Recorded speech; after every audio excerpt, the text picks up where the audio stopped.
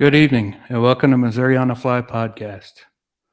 Before we get started, I would like to thank our sponsors, Cardiac Mountain Outfitters, Woolly Bugger Fly Company, LOZ Lures, Dooley's Fly Fishing, Lazy River Road Outfitters, Grumpy Platypus Hackle, and Andronimus Fly Company. Tonight's guests are Chris and Amanda Miller with Ozark Euro. Good evening, guys. How are things Evening. going? Hello, how are you? I'm doing great. Had a wonderful day fishing yesterday myself. We went and caught some largemouth on the St. Francis. That's Today, awesome. Nice. today was all recovery. Yeah. It's funny. I got on the river yesterday and I fish all the time by myself, and I'm always in the kayak by myself. Well, yesterday I had my nephew in the boat with me, and I was pretty much his trolling motor for 10 miles. And my back's feeling. Paddle. We had a We were good time. pretty lucky. We spent the last 2 days on Crane, and even despite being a holiday weekend, we still pretty much got to fish alone or with friends. So it was pretty nice. It was. Crane's a beautiful place. The one time I've been down there, I was pretty successful and seen a lot of fish, caught quite a few fish. It's one of the most pristine fishing areas in the state, I would think. We are so lucky to live close to it that we can run down all the time, even on an evening after work, and really learn the intricacies of it. And not only do we love it for everything from the fishery that it is for wild fish, but it is just this special place to Missouri for everything that it's been built up to, that we feel really lucky to have worked there. We're also like our Southwest Missouri Fly Fishers that I'm the social media director of. We're also stream team number 57 for Crane Creek and do all the water quality monitoring and the trash pickups twice a year. So you get this really close, intimate knowledge and things that you just can't replace when it's your home stream. But we feel really lucky that we're so accessible to it and such as that.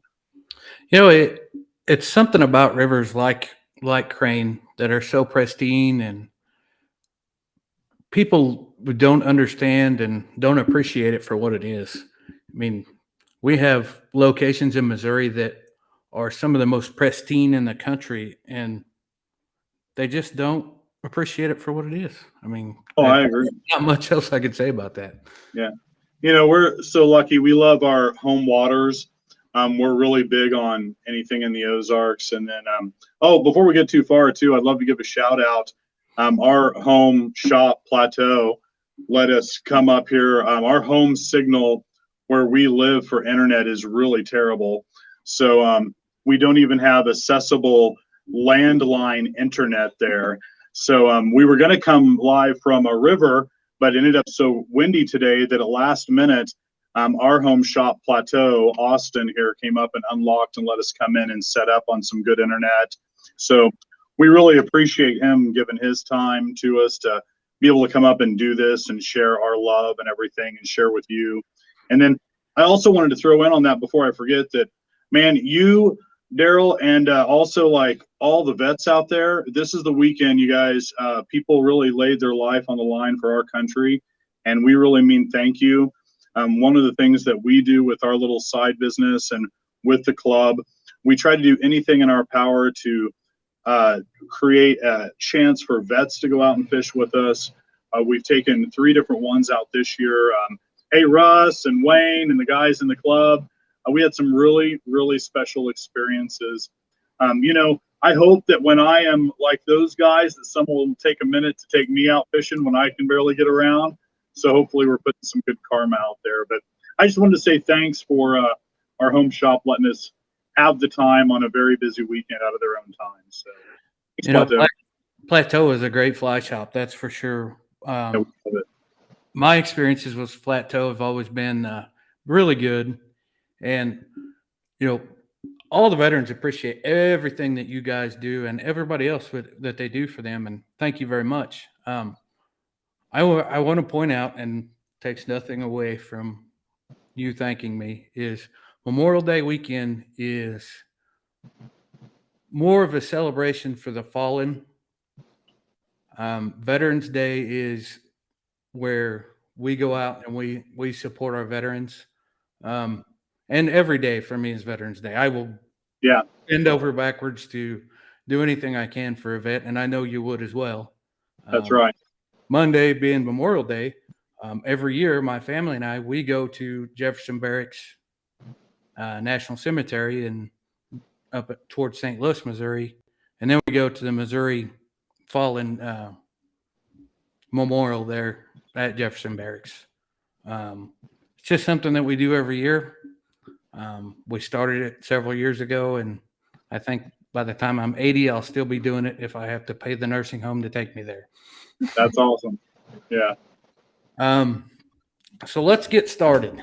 So you Yeah. guys, I've actually been in multiple conversations with you about Euro nymphing. Yeah. We love it. I have a love-hate relationship for Euro nymphing. Oh, really? I do have a Euro rod. I do have Euro flies, and I've caught fish Euro nymphing. And I'm a streamer guy from here to because I love that attack.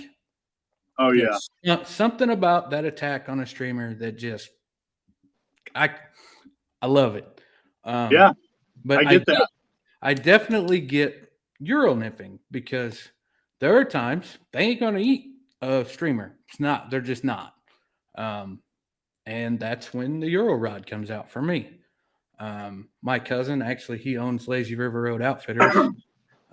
He and I have Euro nymphed. He's the one that really convinced me that I should try because I'd go catch a big brown with a streamer and he'd go catch a big brown Euro nymphing. He's like, Yeah. man, come on, let's do it. And I've done it. But you guys have really put it on the map here in Missouri, I think. Oh, I appreciate that, man. We really love it. And I won't deny, I mean, this weekend, tomorrow, I'm going to streamer fish. I still love every bit of it. I'll still dry dropper. I still love to dry fly fish. I love vintage fly fishing with my old gear and bamboo gear and even collect some of it. But, we all go through those phases. And just a little history about me, and don't want to exclude Amanda too. She's an important part to this.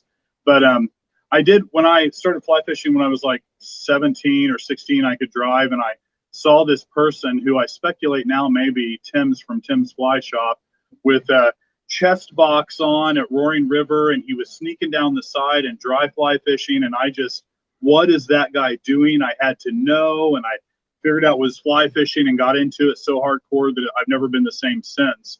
And then working in fly shops, you go through all those phases over the years. For years, I worked in the White River Fly Shop with Terry Tanner and them back when it was good, and Darren Sadler and Steve Fritz. We were so blessed to be around the biggest mentors in the Ozarks and learn how to, even stack hair from Terry. But you go through those phases of, dry fly. And then back in late 90s, 2000, everybody went really big on meat flies and chunking big streamers, and we're out stripping at the White and on North Fork and all these different things. And then as I progressed through all that over time, I heard about Euro, and I wondered what different phase that I could learn to add into the chapter of my fly fishing. And when I got to studying about it and figured out that all of the world comp guys, if you're going to go world comp fly fishing, they're going to choose Euro number one on how to really win a competition. And I don't care about the comp side of it, but I thought, what could I learn from that to apply to my fly fishing? And that's when I got ate up with it. And I will say that, I know that you have a love-hate relationship with it. A lot of people do in the Ozarks. It's pretty new right now that either people are really crazy about it or they don't know about it. And my love-hate thing with it is I'm the type that I'm super type A. I get really into what I'm doing and really technical. And I find very few are doing the real technical side of Euro nymphing. We love to dry dropper on Euro. We love to really I can take with the confidence that I have in Euro and pick apart a run and feel like that I can find every fish in that run and especially in pressured waters, waters that need a really good presentation. And then even if it's pressured by people, we can follow up a run behind people at any of the parks or wild water and catch fish right behind them over and over. And we streamer fish on Euro like you wouldn't believe. It's really part of crucially to how I fish and what I do. And if you want to get more into that too, I'll even break down exactly what we're doing with our Euro game and how I break apart a run and everything else as well. But I don't know how much time you have. I can definitely see that you have a passion for that is just undeniable. Oh, thanks, man. That's I'm very I would hate to call it OCD, but I am, if I'm going to do something, I am going to delve into it both feet and head first. And that's me and you both, man.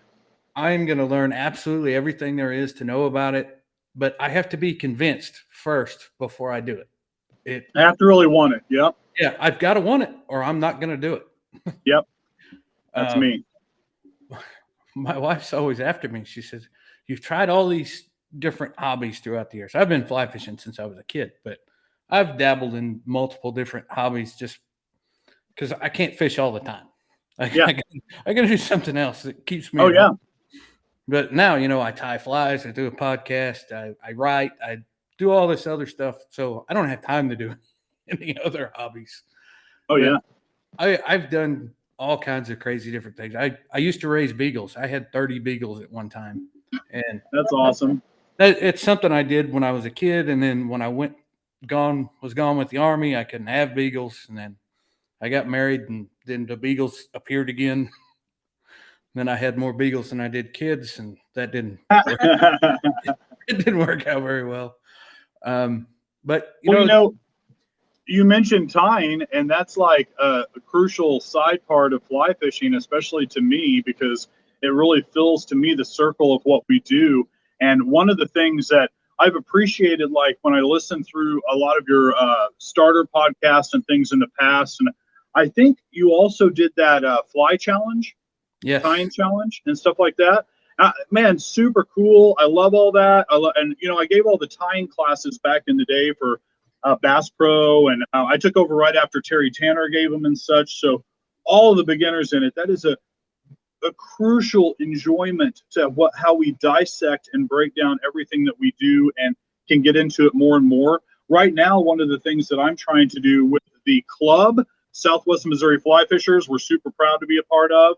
But then also the internet and on Facebook and our world of connection between our beginners now have the luckiest thing in the world to be able to get online and find on YouTube the Orvis beginner fly fishing stuff, all these things that we didn't have. I would go to the library and to every shop and get every Fly Fisherman magazine and like read everything and study and go in the yard and practice. Well, now you can just pull it up and watch.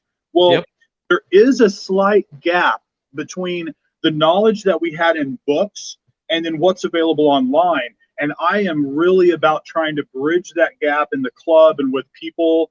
Like, I know that everyone loves to tie now and things and loves to create their own patterns. But by gosh, go back and grab you a Caddis Flies by Gary LaFontaine or one of the Shane Stallcup books and see the stuff they were doing. Study some of the things from Gary Borger and what he did, where they were so much even further advanced than we ever dreamed to be, and to be able to connect those back between the internet learning and then beginners now, because there's this wealth of knowledge that's not out there yet, and that we can tie back into what we do. I agree with that. When I really delved back into fly fishing, I was actually in New York, and I was working. And I was working in Vermont, and I decided I was going to fish the West Branch of the AuSable River. At the time, I didn't have any idea who Fran Betters was. When I got there, I sat down with the gentleman that had AuSable 2 Fly Shop, and I can't remember his name off the top of my head, but he taught me how to tie a usual, which was a Fran Betters fly. And I absolutely loved it. I caught more fish than I could ever imagine on that one fly that he taught me. So I was done fishing that day. I went back to his shop and if I remember correctly, I got a book from him, one of Fran Betters's books, and that book just blew my life up because I was working 7/12s while I was up there, so I didn't have a whole lot of time. The time I did have, I spent on the Ausable River or up in the mountains fishing for That's brookies. awesome. Yeah. And it lit a fire in me that words couldn't explain. And now, everybody's, well, I don't like to live in the past. They don't want to learn from the people that, I mean, guys like Fran Betters, guys like Dave Whitlock. Oh, we love Whitlock. Talk about an Dave- amazing mentor. Talk Dave- about like Terry Tanner, an Ozark mentor on our Southwest Missouri Fly Fishers page. He just did a whole time releasing his patterns he saved forever for smallmouth, 2 of them. And Mhm. those connections to people that are local and Ozark mentors like Dave directly for us. Dave's actually going to be a guest on the podcast here soon. I've been Oh, talking that's exciting. back and forth with him for a little while, trying to get our schedules together. But One of our favorites, no joke. to sit down and talk to Dave, and he seems, I don't know, like the Tom Hanks of fly fishing, because he's done so many things. People believe he's like not approachable, but he's just like me and you. He's a Oh, he's regular amazing. guy, and he's an open book. He'll tell you anything you want to know. An amazing artist. Yes. I mean, he's really something else. Emily, she's a doll. She's so sweet. I would agree. Amazing mentors for us to have here in the Midwest. When he autographed my book, I was kind of amazed. A normal guy would just sign. Dribble. Yeah. This is Dave Whitlock's signature. Oh, I know. I have one like that. I have a couple. It's amazing, isn't it? I took a video at the last at Salbug of him autographing our book, and I think it took him 10, 12 minutes to autograph one book. Yeah. It was quite impressive. But you feel like you have walked away with the best gift of your life when you spend those few moments with him. Talk about a cherished gift, So, with all that being said, I like to think that there are a few people out there now that are willing to step up and take the time to help folks get to where they need to be. We're not telling them where they should be. We're telling them, this is the knowledge that we have to help you bridge the gap in getting down the river and catching fish. That's it. And protecting our fish and our environment while you're in the process. Yes. Man, that's leading up to the heartbeat of the reason that we do all of this. And I know one of the things that I think, if you don't care if I bring it up to start talking about, is the Blue Ribbon Trout Slam. Yes. That you love it as much as we love it. It changed our lives. It's something that we already loved, all the wild water in Missouri, so much. All these different things. And matter of fact, if people will hang through, we have a really awesome thing that we get to announce just for you on your podcast as a little secret thing that's pretty fun here coming up in a minute. But Blue Ribbon Trout Slam, I don't know, maybe we should say first, if everybody, I don't know if everybody across your podcast world knows what that is, but Missouri has a Blue Ribbon Trout Slam where you can go to the 9 waters of Missouri, and if you catch a fish at each one of them, there's different stages. At 5, you get a bronze pin. At 7 streams, you get a silver pin. At 9, you get a gold and a gold coin and a certificate each time. And all you have to do is catch a fish there. You can hashtag it with the Missouri, Mo Trout Slam with that hashtag, and it will show up on their page. You don't have to have a pick. It is on the honor system because we care, number one, about the handling of our fish. And that being said, we give some classes and things to the clubs about the slam and how to be successful there, because a lot of people don't realize that it's actually MDC. You can't guide on MDC property. They actually have a law out there that they phrased, there's no profiting on MDC land. You can't guide hunts. You can't guide fishing trips. So one of the things that we do is we teach people how to actually present themselves to those waters, and or if they want help or anything else, we'll help them. And that's what part of the fun, like on the vets, we took Russ in to catch his first fish at Crane. And with Wayne too, because we wanted, as veterans, then we get a chance to not only have help getting in, but get their first fish on the list to be able to stack up their 9. But one of the things we figured out instantly that not everyone knows how to handle trout. We really care specifically about these wild areas and protection, and to actually be able to, when I started out, my first experience, like everybody in Missouri, was on a farm pond. We caught bluegill and we caught largemouth, and you just take and grab them by the lip and hold them up and pop that jerk bait out and, chuck them back in. Well, you can't do that with a trout. Trout are much more gentle. We have to cradle them. We can't hold them by the mouth. They have teeth that break that cause infection in their mouth. You can't gill grab them. They have very sensitive gills. They can't be held out of the water for a long time. They're much more sensitive than any type of normal fish. So we really encourage people get a rubberized, they're very affordable now, the rubberized catch and release nets. Keep the fish down in the water, and just like Orvis, Tom Rosenbauer, and everyone's doing now, hashtag keep them wet and take your pick with that fish in the water to really reduce the effects of what's happening. But also, we're really trying to spread the word on, just like everything in life, if you struggle or you grasp something more tightly, it struggles because our instinct is to get away, just like a fish.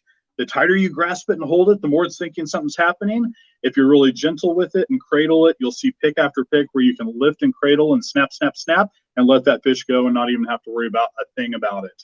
But I think you really care about fish handling and care too. We've talked about that in the past, and it's high on your list of what happens with the slam too.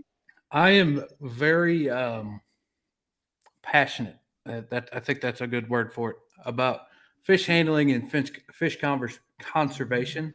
Yeah. There are issues out there that we just need to educate people on. That's right. They have to be educated. You can hold a trout with your hand on its belly and by the tail, and they will 9 times out of 10 just sit perfectly still for you to do whatever picture you want. And just cradle them. And all you got to do is cradle them. Yep. It's easy. Keep your hands out of their mouth and out of their gills. Yep. And I hold my breath.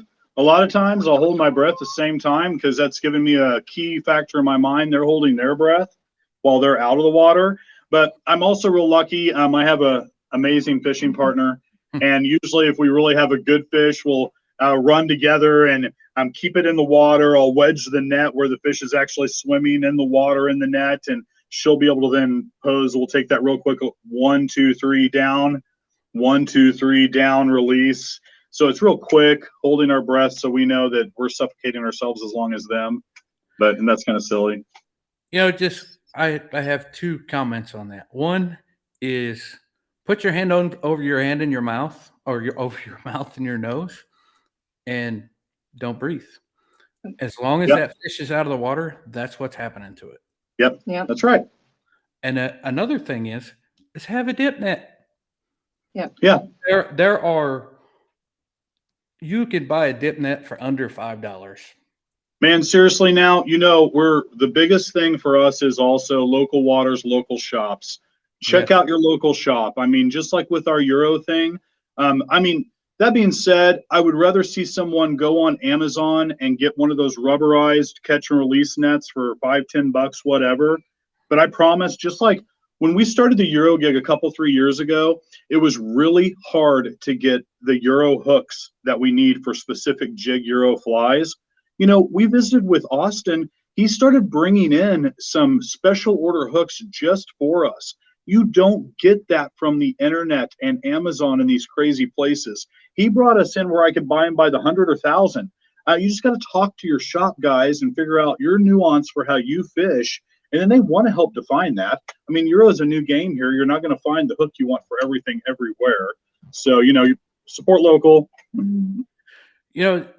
With Euro nymphs, if you're going to Euro nymph, and make sure you buy the Euro nymph specific stuff. And as well with any fly fishing, it's all affordable.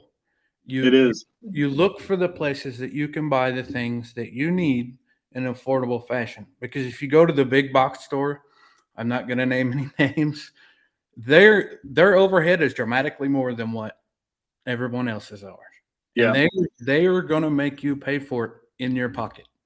Oh, yeah. Well, then on top of that, like actually Austin was one of the first people to find and bring in for us multiple colors of different size tungsten slotted beads. And that's a crucial part to what we do in our Euro game. And since you brought it up on Euro flies, I'm pretty specific on that too, because yes, a lot of people are tying different flies that are great for Euro, but there are very specific things we do for that, whether it's perdigons, the Spanish word for pebble, that's sinking like a rock. We go for flies that have nothing on them, that are very slim. They're coated in UV resin, so there's nothing to hold them up in the water column, so I can adjust my depth and how I'm fishing that at any level. And that's, I mean, when he brought in the first tungsten beads for us in the area, that was, if you haven't used tungsten on your flies to figure that out, to get down in depth, especially in springtime fast currents, add that to your game. It is like a crucial part of what we do in Euro that's amazing. You don't have to deal with any split shot. You know, you can adjust your weight by millimeter size tungsten bead. You know, there is one fly that I use. It's actually a Euro fly, but I use it as a dropper fly, is a Nix Fat Caddis. Oh, I And love that fly. I have caught more fish on a Nix Fat Caddis than between it and the shop vac. I've caught hundreds, if not thousands, of fish. Well, you're bringing up a good point on what we do with Euro, that we do talk about using Euro flies with it, especially on our anchor or our bottom fly. But especially when you're using an anchor fly in a double rig and you're tying off of your tag of your triple surgeons, what I mean, so that you have a fly on whatever depth above in the deep current. Well, this upper fly, I'll sometimes run a normal midge, a normal scud, not necessarily a Euro fly, a hydropsyche larva for a caddis fly, a deep sparkle caddis pupa by Gary LaFontaine. These other fly choices, so that I'm actually using my castability and my anchor with my tungsten deep, where I found the level of fish, and then above it just a normal fly that can run through. It keeps that normal fly from tangling on things and gives a second option to the fish. Doubles are fun on Euro too. Yeah, they're a hoot. I have a funny story about my Euro rod. Opening day of trout season this year, I had a spinning rod actually. I was fishing at Montauk and I hooked, it was a rainbow, and I know it weighed 8 pounds. It might have weighed 10. Oh And my. I hooked Oh, I hooked it on a jig, and it ended up spinning the jig. Well, I didn't have any more of those jigs with me, so I went to my truck and got my Euro rod. And I hooked that fish on a Rainbow Warrior. nice. It was above a Nix Fat Caddis actually, and it ended up breaking my line, but I never could get it to eat anything else. I was pretty aggravated, but it was the point that, you know, that thing ate an olive and yellow marabou jig, and then it slammed that Rainbow Warrior. At Rainbow Warrior. I mean, immediately after, long enough for me to walk to my truck 100 yards away and back. Well, see, you're bringing up a good point about presentation and fish and all the different things, because a lot of people are into, oh, this specific fly, and don't get me wrong, I love different flies and to tie different things too. Rainbow Warrior is one of my favorites. So much so I invented, it's on I'll put our Ozarks Euro website down below, and on our fly tying page, I invented a fly called the Alien Warrior, or the Dark Warrior Alien Warrior. And they are versions that are slightly different than a rainbow because it has some CDC and a glow little top to it.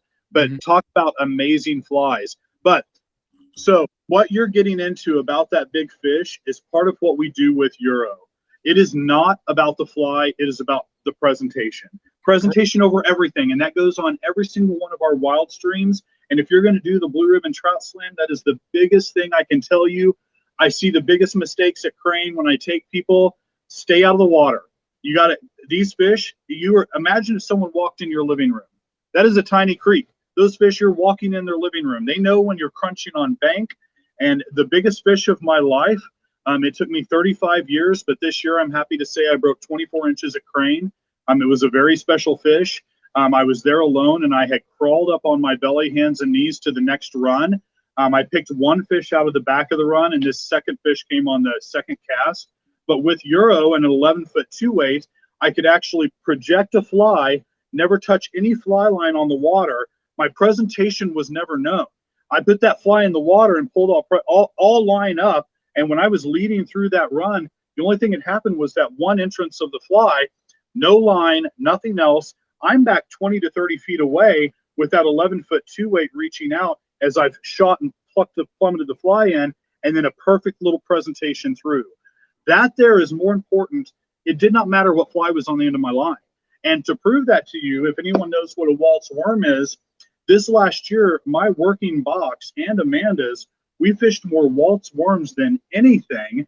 And my working box, I should have brought it in to show you, graduates from a tiny 2 mil bead up to 4.6. And when I work from the top of the water column down, it doesn't matter which fly that is. It's about finding the fish. How I'm going to tie this back to your 8-pounder that picked up the jig and then instantly picked up the Rainbow Warrior 10 minutes later, those fish are instinctively opportunistic. They are not usually sitting there keying into, I mean, out west, they get such prolific big hatches. This isn't Missouri. Missouri, we get some nice hatches, but not like out west or down on the White where it's blankets of caddis everywhere. That's all the fish sees, caddis, caddis, caddis.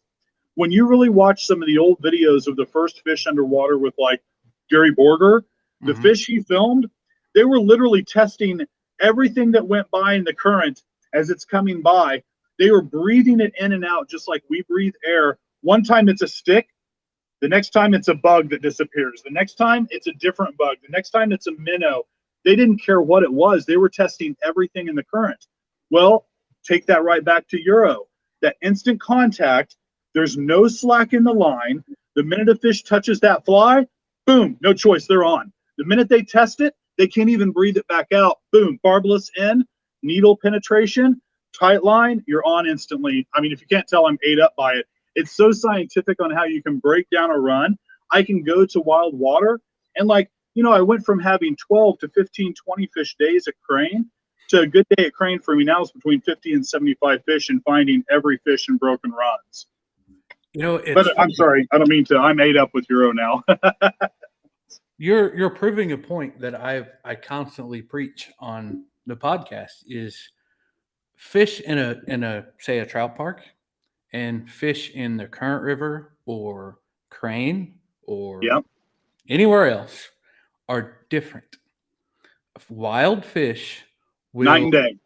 If you present it to a wild fish, you will catch it. If you present it to a fish in a trout park, it's going to be questionable.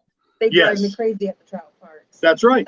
It's hit or miss at the parks on the real rules of fly fishing and lays of where fish act and how they go. And don't get me wrong, we have amazing days at the parks too, and it's fun. That's where we all come. You're not fooling them, you're feeding them. Yeah. But when you go to a wild water and you actually start to break down seams and runs and you dry dropper and these different things, it applies. Yep. That's why I fish the current a lot because I have a passion for the Current River that there's just no words for it. We love it, man. And the upper 2 miles below the park. If you go fish that upper 2 miles and you hop and you read the river, you go to the channels, those big fish, they're not out in the middle of that 6-inch deep water. They're on that small channel on the left, the small channel on the right, that little bitty channel that might be 6 foot long and 12 inches deep that runs down the middle. There's a fish laying there. Doesn't have any place else to go. Or the undercut bank or the cutout under the bluff wall. They're there to where they should be, like wild fish should be. Yep.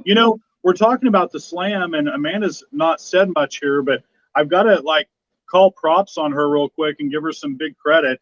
Amanda was the first woman to ever accomplish the Blue Ribbon Trout Slam. She's held that for about a year.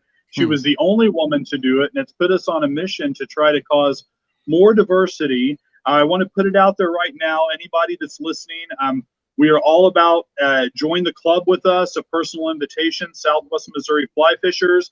We're about getting more women in the sport. Just now, a year later, oh, I'm going to get her name wrong. I forget. Another woman is the first one on the slam who's just gotten gold, and we're so happy for her. Her and her husband have been working it up. He's got a fly craft. You may have seen him online lately. She's now the second one on there. Ladies, come on. We need you out there fly fishing with us. You girls are better at this than we are sometimes. You have more patience or not. She's pretty competitive. She can get pretty upset if she's not catching them as well. But one of the things that she loves to fly cast and all this too, but a shorter learning curve to catch fish quicker is with Euro. And she did all of the slam Euro nymphing because it shortened that learning curve to wild fish.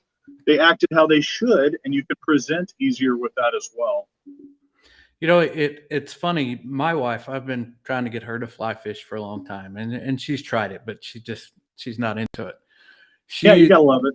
Every year she does it more and more. Hopefully, we'll be full blown getting her on the trout slam. I think I am one stream left to have my gold, and I haven't even submitted all of them yet. I haven't written down. Oh, what's left? Which one do you have left? I got skunked down by Rollin. I can't even think of the name. No, Barren Fork? might have been Barren Fork. Yeah, it might have been Barren Fork, but I got The skunked. tiny one at Crisco Cemetery. Mm-hmm. Yeah, dude, Barren Fork. I caught one there our first time after much struggle. Like those fish, I got skunked. we went back 3 times for Amanda, bless her heart. And then I really, though, that place, those fish, there's no other choice for them but you're a predator. They don't to see anyone else. And then we were there in the middle of summer, and it is tiny, tiny water. I literally was Euro casting from 20 foot away from the water across bank, that my line's then actually in about a 4-foot gap of water. But a cool little tip for all the listeners about Barren Fork, because it comes up as one of the toughest. Matter of fact, what's the stats on the easiest ratio for entry on the slam is? The easiest is Little Tiny. It has the most submissions out of any of the 9 rivers on Yep. the Missouri Trout Slam. The hardest? And the hardest with the least submissions is the North Fork of the White. Yeah. But right behind that's Barren Fork. Yep. Yeah, of all things, North Fork is the one that surprised us too. I've been used to fishing it for years, but after that flood of 2017, it's changed that river. It is coming back in different ways. I mean, this weekend, we've seen a bunch of fish come up caught nice there, including one of our buddies caught a striper. We know they've probably been hard on the trout there and such as that. But anyway, Barren Fork. One of the really cool things about Barren Fork is back in, I think it was the 90s, Trout Unlimited chapter, and I believe it was the Gateway chapter, did a whole program for stream restoration on Barren Fork. They literally got a backhoe down in there and ripped out one of the far banks before that bluff and put in the lunker bunkers.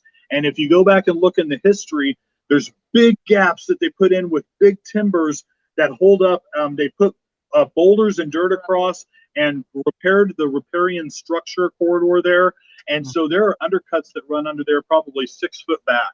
And once you figure out and you see that there's the creek slamming into this bank and you kind of figure out where those are at downstream from Crisco, that's where I picked up my first fish on a dry fly. And I'll admit, it was the smallest fish of the slam. It went through my holes of my fish pond net. It wasn't probably but 3 inches, but I'm telling you, it was the most proud moment. We went back the third time for Amanda. And matter of fact, this is something about the slam that was really cool. Greg Holmes, I'll give a shout out to him. Him and I had a really amazing conversation about that whole struggling and gripping trout more and makes it harder to release them because they struggle. All that came from an amazing conversation with Greg.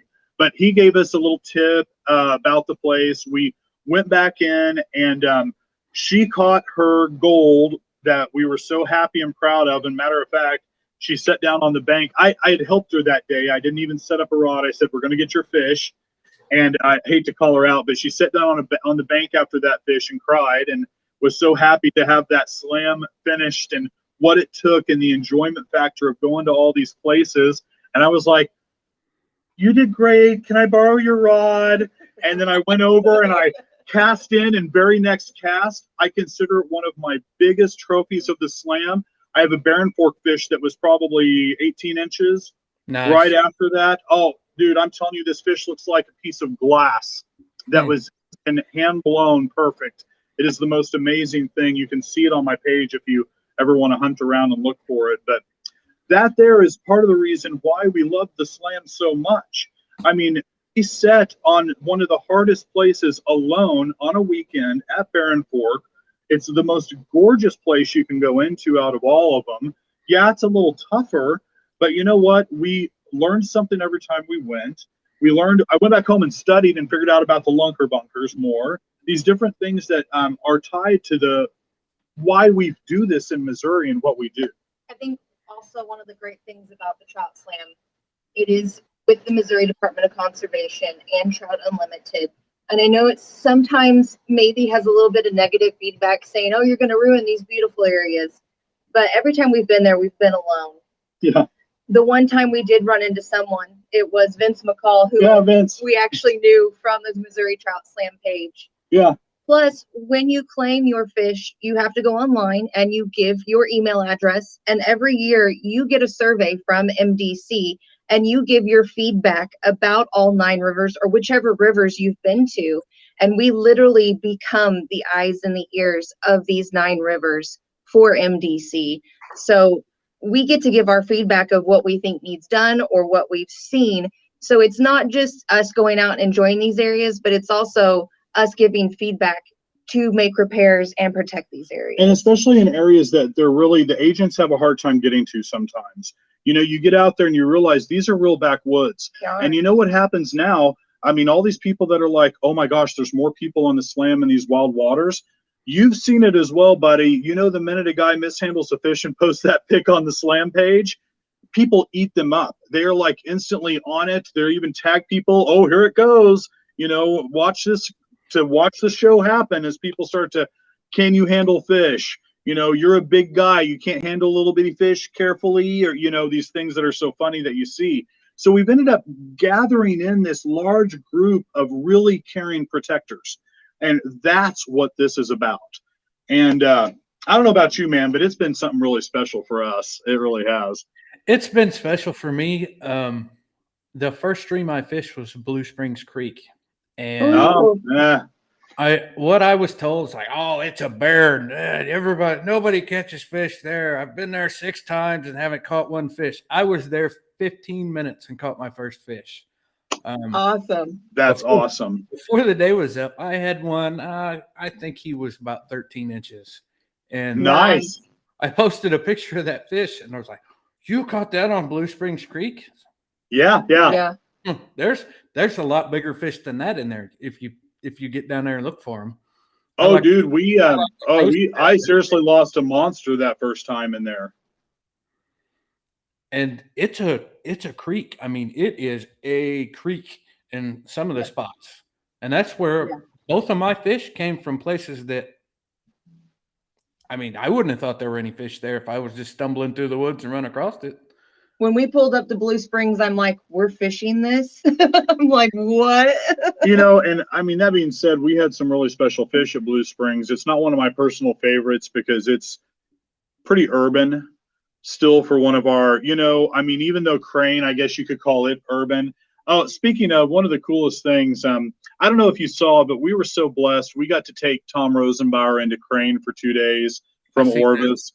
Oh man, it was such a special experience. He's always dreamed of fishing crane, and I'll let Amanda even tell that story. But the first day we went in, it thunderstormed so hard and hailed on us, we had to go up to the park and hide out.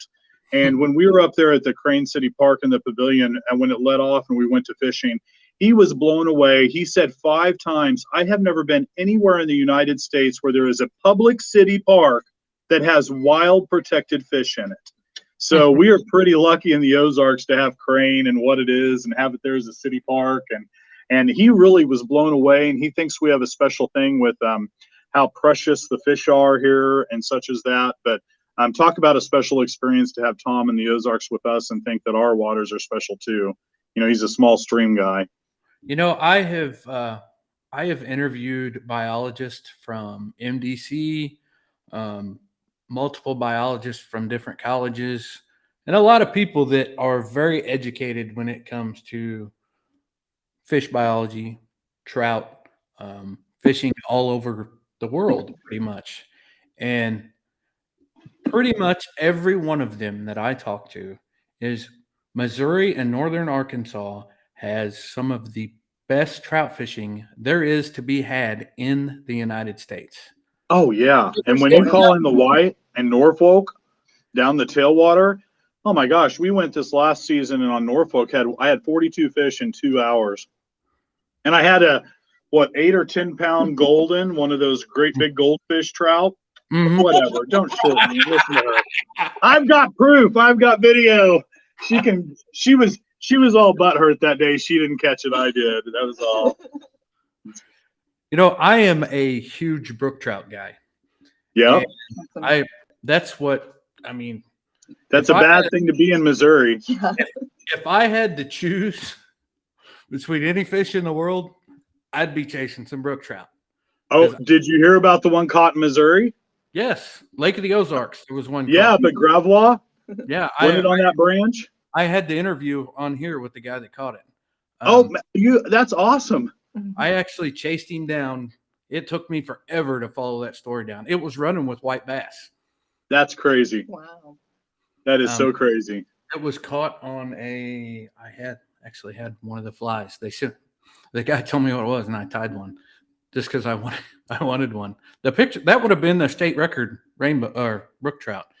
Oh, And yeah.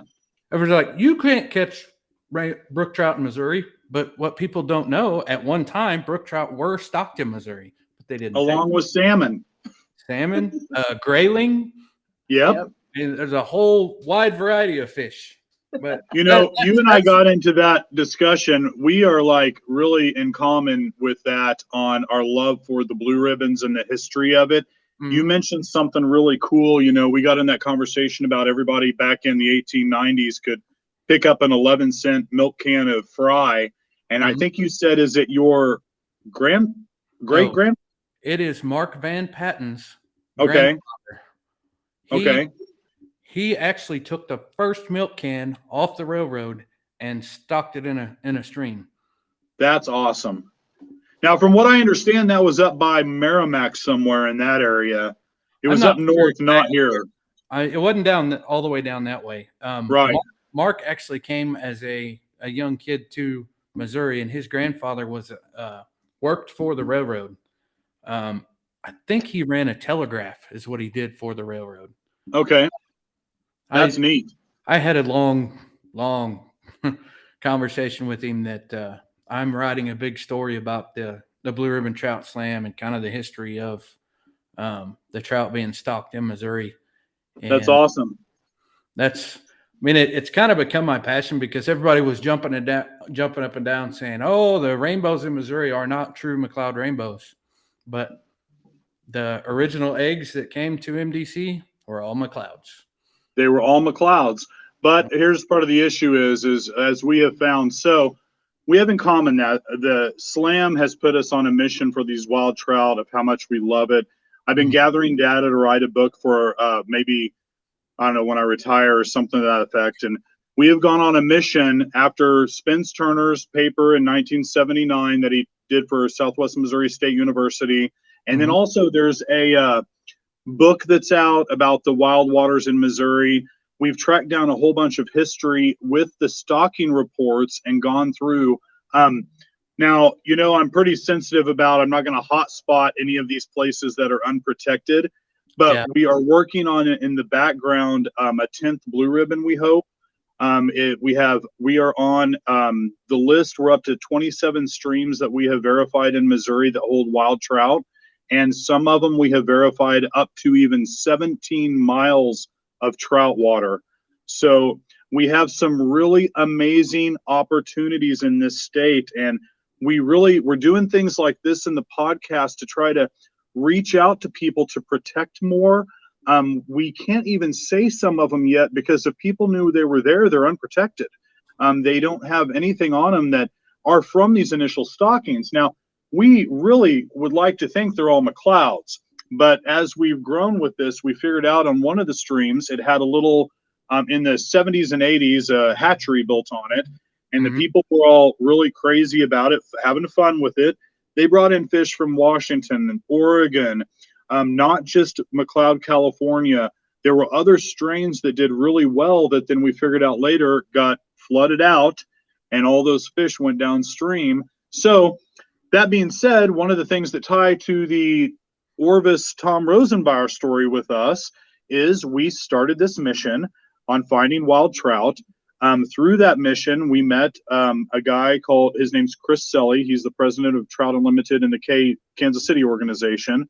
And he did with Gateway Chapter the Red Band survey, where they're doing to prove what the strains of trout are in Missouri waters. They want to prove whether they're really McLeods or not or whatever else. And through this, we figured out that we could, after 150 years, have our own strain that these fish have merged into on their DNA strand, because a lot of them, and I'm telling you, it's crazy, a lot of the fish that we catch in these tributaries and wild waters look like cutthroats. They have cutthroat gashes on them. They probably are a cut bow strain blended. Some of them you will catch that are the most perfect specimen of a red band McLeod that you would ever see in your life. Like you would think this has to be a red band. But I will like to say that we were really happy to get a compliment from Ed Heist, the biologist from Illinois State University, when we went out to do the fin snip collection that was all legal through their scientific in the state. Amanda and I caught 28 of the fish at Crane for the 50 fish fin count that day. Then Chris, he takes that info back up to KC, and Christopher Elbow Chocolates. Did you bring in our chocolate box? He is the top chocolatier in the nation right now. He has a San Francisco store and a Kansas City store as his main factory. And I mean, talk about fancy hand-painted chocolates. He is on the board and part of the group with Gordon Rowe, his right hand at the TUKC chapter. They had seen our video that we'll drop a link in. It's the it was up on the board here earlier. You might see it, but it's Wild Trout of Missouri, and the thing. It's a conservation movie that we did, and they said it looks like that up there. But they said Gordon had seen our video, and he had started this conversation from questions that Tom Rosenbauer, being an amateur chocolate maker, had asked him and Christopher Elbow. Well, through that, they said, "Hey, Tom, would you like to come tour our chocolate factory? Then we'll find the TU chapter and have you speak to them and such." And that'll happen 2 Saturdays ago. Well, Gordon had sent Tom our video, and Tom said, "Well, if anybody, I'd fish with them." And Chris said, "Hey, I know them." And they hooked up the connection and asked us, and we were so blessed to get to take Tom and Chris Elbow and Gordon Rowe out for these special experiences on our water. Well, that even being said, Tom Rosenbauer gave us he is an amateur chocolate maker, not just a fly fisherman, and gave us his own chocolate bars. He figured out that Amanda has a food allergy and gave us his own chocolate bars he makes for his son that are an allergen-friendly chocolate bar. That's awesome. So, long story short, and that being said, every time I tell this story, I got to bring it up now, and not to embarrass Amanda, but we are big on pushing protection from ticks. We were morel hunting this year, and she got a tick bite, and now is a contracted alpha-gal. It's a tick-borne illness that causes you to be allergic to mammal. So she cannot eat anything on the hoof. She can't have milk, dairy, anything with a nulifragide in it. It's an enzyme that's in the tick bite. It doesn't have to attach. It just has to bite. So when everyone's out there fishing, you guys, I love to wet wade. I crawl around all around Crane in the brush. You guys be careful. Tick check all day long. Watch what you're doing. I know I'm crazy about it now, but you don't want to go through this. We're really big on pushing that if we can. I contracted Rocky Mountain tick fever last year. Oh man, I'm sorry, man. I had no idea. I got it sometime. We went to Florida. Went to the Smokies brook trout fishing. Then went to Florida. Yep. We came home, and I'd actually gotten brain surgery last year. I come home. We went on vacation because I had to get another brain surgery, and we'd went on vacation. We'd come home, and I got sick. and I'm talking laying in the bathroom floor, couldn't do anything. Oh And yeah. after 3 ER visits and an incredibly high fever, they figured out I had Rocky Mountain tick fever. So you contracted it out there. No, You got it here? I had to have gotten it here because I never had a tick bite, never had a tick, nothing while I was gone. Okay. And I mean, the only place I was there, I was in the stream, but none of us had ticks on us there. But Yeah. I'd always gotten ticks on me here. I mean, it's just something that had happened to me. Now I take a bath in something that's almost 80% DEET that I had from the Army. Yeah. Yeah. And you guys, we're really big on people always hear about Lyme. And of all things, there's not a single contracted in Missouri Lyme case. Now, there is a Rocky Mountain case. There's several of those. But the thing that they don't realize that there's 60 other tick-borne illnesses that are bacterial infections here in Missouri that are very important to watch for.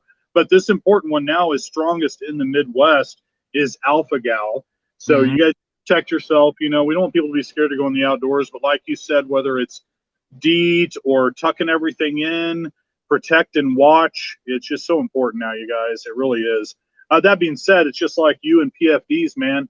I love that you're always on that for water protection and all the people, the drownings we've had. And I know that you always push for that on your website and on your podcast nonstop. It's so important.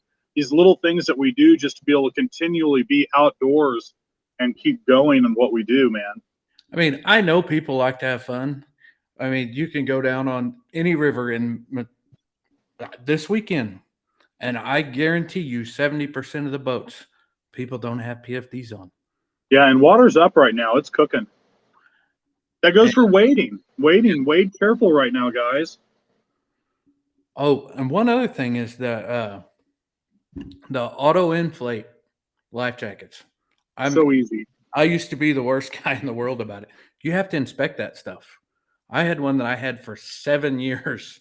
And finally I was like, all right, I guess I ought to test this. And I pulled the string for it to go off and it didn't go off. Oh no. Lost pressure. That tells me enough that I should have checked it. I never did till I was at the point where I should have, and it didn't work. So it's something just to be cognitive of. I mean, I would hate to have to go home and tell one of my friends' wives that they drowned because they didn't have a life jacket on. Man, that'd be a nightmare. That's not even. I mean, even if it was somebody I didn't know, I'd hate for it. So let me see here. There was one other thing. There's 100 other things that we could talk about. I know, man. A question for you: when were you at Salbug and you had him autograph that book? Was it this year? Yeah. I was last year. 4 foot away from you tying flies. Yeah, isn't that funny? There was so much people and so many good things there. It was like sensory overload at Salbug. We love it. I love that place. I'll be tying there next year too. Awesome. But yeah, we were lucky. I've got one from him in like '94. He did Dave's Guide to Aquatic Insects or Aquatic Bug Life. If you don't own that book, buy it, you guys. It will help your fly fishing tremendously. But that was my first experience, and from then on, every time I've seen him, I've figured out some way to have him sign something. It's like a true piece of art. Him and Dwayne Hayda. Hayda did an amazing piece for me on a card that was really gorgeous with watercolor too. Talk about talent, all of them. Amazing. We love Salbug, man, and Conclave. If we can turn back to tying just for a second, one thing that I like to promote when it comes to fly tying is there are so many people out there, they dabble in fly fishing, and they'll go to the local fly shop or they'll talk to folks about, well, what should I use or how should I use it? If you go full circle and start tying your own flies, you start understanding the aquatic life better and how to fish even the flies that you purchase, because then you start to understand how the material moves in the water and how it'll get down to the water column or how it'll swim when it becomes a streamer, what sinks faster. I mean, there's 1,000 different materials out there. And for me, what comes full circle is I know a lot of guys that trap, a lot of guys that hunt, I have full raccoon hides. I have full coyote hides. I have beaver. More material than I could think of, and I'm now dyeing it myself and doing it all myself. That's full circle because it's not something made in a factory. That is an animal that used to be alive. It was killed for its meat or whatever purpose. Then I'm using a part of the material that they can't even sell now. I mean, the fur market is basically gone when it comes to coats and different things like that. Raccoon hides that used to be worth anywhere from $30 to $50 a piece are now worth $3. Isn't So that crazy? we have found a new way to utilize that animal that was going to die anyway. Now I can use that product from him to come full circle. Now I'm using it to make flies to catch fish. So I believe in that so much of everything you're doing. You know, I'm so lucky. I want to mention Darren Sadler, Mozark Fishscapes. She's true close buddy of mine. He will collect possum, anything he can. He's done special batches on bucktails. We have colors of series of Clousers that no one can match because we call them the unicorn colors because they look so amazing and these special custom dyed colors. But I'll take it even a step further than that because, and here back to talking about Tom and Chris Elbow and them. For all these years of tying and working in the shop, one of my really close buddies was, still is Eric Schmucker, and he is Tom Schmucker's son of Wapsi. And Wapsi, you know, is the largest fly tying material manufacturer in the world. Yeah. I was so blessed 20 years ago that Eric gave me this gorgeous black and chartreuse yellow neck that's from his dad's personal line of roosters that he dyed for this strain and special neck specifically. Really hard to get. Then I had bleached. This is really hard to get. I shouldn't even tell it. This is a secret, you guys. Don't share it with everybody, just your close ones. You can't get them very easily, but bleached pine squirrel. It does not hold up well once bleached, so it's a really hard process. Wapsi won't even make them to sell. Well, Steve Jensen, one of the first originators of our club, Southwest Missouri Fly Fishers, he's now passed. Tim at Tim Holmesley, Tim's Fly Shop down at Roaring, he got all of his tying stuff, and I talked him out of two of these bleached pine squirrel skins that I stripped out into strips. Then, on top of that, Eric had given me from the dyed batch of soft tackles for Dave Whitlock back 20 years ago from Wapsi. I got to pick out a couple of the necks on that. So when I showed up to fish with Tom and Chris Elbow, one of my favorite clean up a run after I've Euroed through, I'll jig through with a Mayer's Jig Euro Leech. And I do some specific Ozark style that if you go to our fly tying page on our website, it even shows you how to tie them and some color variations. But I went with the guys and I laid out in front of them and I said, I know some people like to drink or whatever else, but this is my way to offer up my very best bottle of wine. Here's 3 different Euro Jig Leech patterns with the mojo of Tom Schmucker's neck, Steve Jensen and Wapsi's bleached pine squirrel in this pattern, and Dave Whitlock's power in this pattern, and we all caught fish on those flies that day. That's awesome. To me, to pull back in usefulness of all of those animals, the mentorship of all the people, where it came from our past, and the power of being in a club and what we do to give back, man, I mean, I couldn't give them more of what I do. And I hope that everyone appreciates that. That to me is what we're trying to pass on with every single person with fly fishing.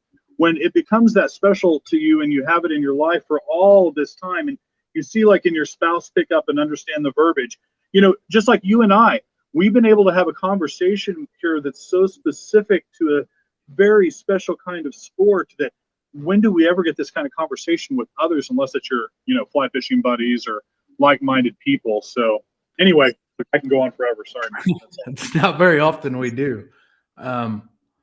Since I started doing the raccoon, is you can go on and you can look for flies tied by raccoons and I could only find 3, and I have Seriously. taken those that raccoon fur, and you cannot find a material that moves in the water like raccoon does. Are you And stripping it out in zonkers too? some of it, Yeah, it works really good that way too. and I've got some creations that I'm working on that I haven't really. One of them I field tested, and I've done exceptionally well with it. But when I'm done with it, I'm going to start sharing them out, because I have more. I have access to 1,000 raccoon hides, so That's awesome. we only tan 30 of them. So, Oh my gosh. Well, dude, one of the things that we're so connected on here too, and so close on the edge of, that doesn't come up a lot, but it's a heart of what we do with tying and fly fishing, is entomology. And you're already touching on it with the tying, and it's so important for everyone to keep that same thing. Amanda, I'm working on a series of flies that'll be very special, just Ozark Euro. No one's done some like this, and they're off of a series from Megaloptera, which is the called either Dobson fly, fish fly, Helgramite, all the way through the big adult that she just found on Crane this weekend, the footage that I even posted a pic of it to the page, because we're talking a dry fly that gets as big, 2, 3, 4 inches with double wings, that really crawls out at night. That's a very special food source. But then you don't find a lot of really big dry flies like that. You know, we'll fish a good foam pattern and different things, but I've got a new series coming up of flies on it that if you watch the website, they'll be released here coming up soon. I not only did I work on the pattern for the last year, but then I've got all the footage and film to prove it works in fish's mouths as well. So as much as I love to innovate flies, they've got to be proven too. And that's a really fun thing that ties all of this into fishing, tying, entomology, full circle, every part of it. One of the things that I wanted to interject is you talk about trapping to gain your furs. We are part of Stream Team number 57, and one of the things we do is water quality monitoring. And when we do that, we literally get out and shuffle the ground and we trap the insects and we study them. And that's where we get a lot of our inspiration for our flies. So it goes back to that entomology, but not only it's serving a purpose for that creek, but then it also serves a purpose for us. Yeah. So it's almost like we are trapping our own flies to then tie. Yep. And you guys, personal, since she's bringing up Stream Team 57 again, personal shout out challenge to everyone out there. Do you have a stream of your own? Do you have a stream you love? Is it protected? You can choose any stream you want that is one of your watersheds and adopt it. They will train you through the state. It's simple. It's not hard. You just have to know the steps and what to do and what to enter to turn in. We're lucky that we love Crane. We put all our efforts there. We've got a ton of people that work Crane already, but we can't tell you all the watersheds we go to that we see that don't have a stream team. Even some of the blue ribbons don't have a stream team. That you guys, seriously, it's all of us that love and protect these areas that can step up. But you get these golden little pieces of karma given back when you go to protect. Like, I found the actual orange Hydropsyche larva caddis that are the bright orange ones in Crane. Not the green. The green ones are all over in there, but like to find them again and to see that the water quality is so good, to have riffle beetles, Helgramites, all these things that are very sensitive to clean water. Everything runs downstream, you guys, everything. So that's a personal shout out challenge. Step up, find a stream. You guys, it's really everything that we do on this to be able to protect as well. Ours is 57 and Crane and Southwest Missouri Fly Fishers. We're proud to be a part of it. You guys, you can join us too. All right. Before our huge announcement, I would like to give a huge shout out to our sponsors again: Cardiac Mountain Outfitters, Woolly Bugger Fly Company, LOZ Lures, Dooley's Fly Fishing. Oh, by the way, Dooley is relocating to Mountain Home, Arkansas for the White River. Awesome. We love Dooley. Yeah. I believe his new shop will be opening in the first week of June. Good for him. Lazy River Road Outfitters, Grumpy Platypus Hackle, and Andronimus Fly Company. They're all a great group of guys. If it wasn't for them, this wouldn't be possible. But then again, yeah, I would. I'd pay for it out of my own pocket. But thanks again for everyone. So let's do it. Wait, do All I need right. to do a countdown? Do I need to do a 5? No, well, I'm going to let Amanda announce here, countdown or not, because we fell in love with the Blue Ribbon Trout Slam so much, seriously. But go, I'll let you. Well, when I finished the Trout Slam, I absolutely loved it. I felt like it gave me a purpose. It not only introduced me to new waters, but I felt like I achieved something at the end of it. And it culminated into this gold coin, and I felt like achievement. So at the end of it, I felt like, wow, I almost need a purpose to go fishing again. And I felt a little lost after I'd completed it. And I looked at Chris and I said, what do I do next? What's my next big slam? And he said, well, the best thing that I love fishing for on the fly is smallies. So we did. We started going out and fishing the trophy waters for smallies. And he said, let's just start our own smallie slam for fun. So we did. We picked out the 14 rivers that are considered trophy areas for smallies in Missouri, and we started fishing them. And like June of last year. And we started having so much fun. Memorial Day of last year, we were out at Slabtown by ourselves on Memorial Day weekend, catching these huge smallmouth. And we're like, this is so much fun. Everybody else needs to be doing this too. So we started the unofficial smallmouth slam on Facebook, and we started gaining members, and it started gaining traction, and we started some stickers, and we started some pins, and next thing we turned around and we're over 200 members. And we started talking to OSA. No, MSA. Excuse me. Yeah, MSC. Missouri Smallmouth Alliance with Augie and with Dan.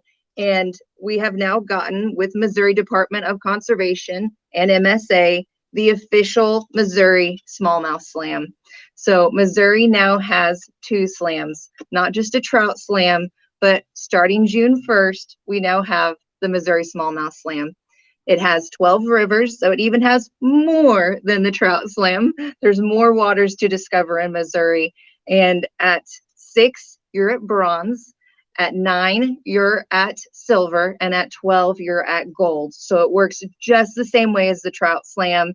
You go online and it has a hashtag. It's Missouri Smallmouth Slam. Yeah, most smallmouth slam. Oh my gosh, I've got it right here. And we've had the hashtag up for over a year. But it's the same way. It's on the honor system, just like the trout slam. You go out, you catch a smallmouth at each river. You can document it with a photo. You can put it on Facebook, but it is all off of the honor system. So, yep. And we're super excited that I know Augie and the Missouri Smallmouth Alliance. Those guys are awesome. Like, they have done so much work in the past on smallmouth. That's why it was so special to pair with them. And that the state picked it up, that's a really big deal. Now, one of the things, we got permission early for your podcast and your listeners. Anyone that goes and joins on our Facebook page, I know it's only 2 days in advance, but if you join our page and you happen to have caught at any one of the 12 rivers since March 1st, they will grandfather clause you in that it starts when it starts June 1st. So you'll see the actual Missouri State page go live on June 1st, and then we get to give you guys a little announcement early that we're so happy about. So we have been like, one of the things, I know that it is really fun that we get this little pins and the coins and all of that, but I don't know about you guys, the real treasure in this and the prize is going to these areas. I mean, when we, just like in the Trout Slam, we ended up in beautiful areas with beautiful wild fish. With the Missouri Smallmouth Slam, it's our native wild species in trophy areas. It follows the same regulations and protection that we need, the same keep them wet, fish handling care that we have at all of our wild waters, even more so for our natives. Those fish that are 16, 18 inches on smallmouth are 10, 12, 14, 16 years old. We want even more protection for them in these wild areas. But we're really happy because we know you are friends with them, and it ended up this amazing connection that we ended up on your podcast this weekend, and we got permission to drop this. So we're super excited and hope your audience wants to come gather in and joins on our Facebook page. It's a lot of fun. It's under Missouri Smallmouth Slam on Facebook, and then you'll see the full actual statewide release June 1st as well. I'm super excited. I have relationships with Missouri Smallmouth Alliance, Ozark Smallmouth Alliance, Missouri Department of Conservation. All these, I have these relationships with all these guys, and you guys that I can't believe y'all did this under my nose and I didn't know about it. Oh, sorry, man. That wasn't our intent. I can't believe it didn't slip with Augie, because I've been talking to Augie for a while. I'm writing a story, a smallmouth story for a magazine, and him and two other people are inputting on it. So hopefully this will actually add to the story a little bit. So Oh, I'm that's excited. good, man. I It's hope pretty that, special. We're really excited. I hope that everybody can get out there and get on the smallmouth. I mean, I love to catch smallmouth on the fly. Yeah. And there's waters all over the state on this one. So Yeah. it's not even just down south, they go up north. So it's going to be accessible for a lot more people. Yep. With all of even the trout slam and now the smallmouth slam, everyone needs to remember a lot of these rivers, or parts of them, are on private property. That's You right. You don't need to be trespassing on private property, because That's right. without those landowners, none of these are possible. That's right. If you take it in the river, you take it home with you. If you see something in the river that shouldn't be there, take it home with you too. Pick up trash. Or That's report right. it. Yep. And those fish are a precious resource. They really are. I know I have children here and I have a grandson. I would like my grandson to be able to catch trout and smallmouth in the same rivers that I have. Yeah. I don't know about you, but it's a really special experience. I mean, maybe you're even a spin fisherman, or, whatever's a legal method on these areas. But my first really big smallmouth on a fly, I didn't know what I was hooked into. I had caught smallmouth before, but when you catch that first real tank, and you're like, and this has been years ago, but it's the same excitement every time. And you're like, oh my gosh, what is dogging me this hard?